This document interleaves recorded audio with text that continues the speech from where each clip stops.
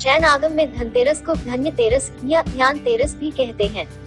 भगवान महावीर इस दिन तीसरे और चौथे ध्यान में जाने के लिए योग निरोध के लिए चले गए थे। 3 दिन के ध्यान के बाद योग निरोध करते हुए दीपावली के दिन निर्वाण को प्राप्त हुए। तभी से यह दिन धन्य तेरस के नाम से प्रसिद्ध हुआ। धन्वंतरी जब प्रकट हुए थे तो उनके हाथों में अमृत से भरा कलश था। भगवान धन्वंतरी चूंकि कलश लेकर प्रकट हुए थे, इसलिए ही इस अवसर पर बर्तन खरीदने की परंपरा है। कहीं कहीं लोक मान्यता के अनुसार यह भी कहा जाता है कि इस दिन धन वस्तु खरीदने से उसमें 13 गुना वृद्धि होती है। इस अवसर पर लोग धनिया के बीज खरीद कर भी घर में रखते हैं। दीपावली के बाद इन बीजों को लोग अपने बाग बगीचों में या खेतों में बोते हैं। धनतेरस के दिन चांदी खरीदने की भी प्रथा है, जिसके संभव न हो पाने पर लोग चांदी के बने बर्तन खरीदते हैं।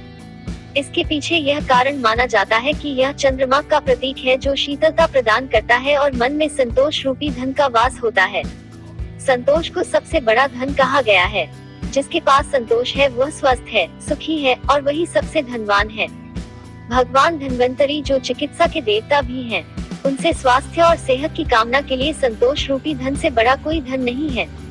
लोग इस दिन ही दीपावली की रात लक्ष्मी गणेश की पूजा हेतु मूर्ति भी खरीदते हैं।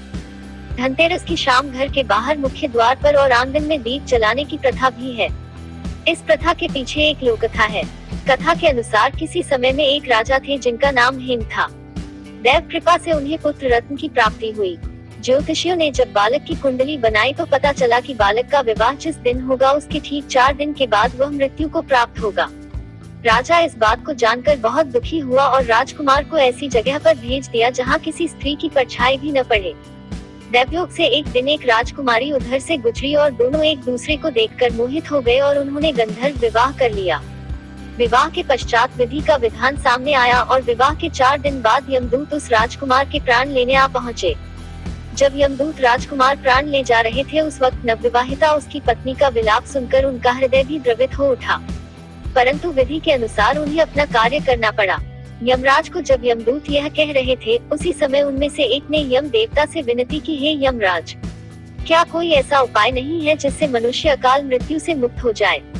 दूत के इस प्रकार अनुरोध करने से यम देवता बोले, हे दूत, अकाल मृत्यु तो कर्म की गति है, इससे मुक्ति का एक आसान तरीका मैं तुम्हें बताता हूँ, सो सुनो। कार्तिक कृष्ण पक्ष की त्रयोदशी रात जो प्राणी मेरे नाम से पूजन करके दीपमाला दक्षिण दिशा की ओर भेंट करता है, उसे अकाल मृत्यु का भय नहीं रहता है। यही कारण है कि लोग इस दिन घर से बाहर दक्षिण दिशा की ओर दीप जलाकर रखते हैं।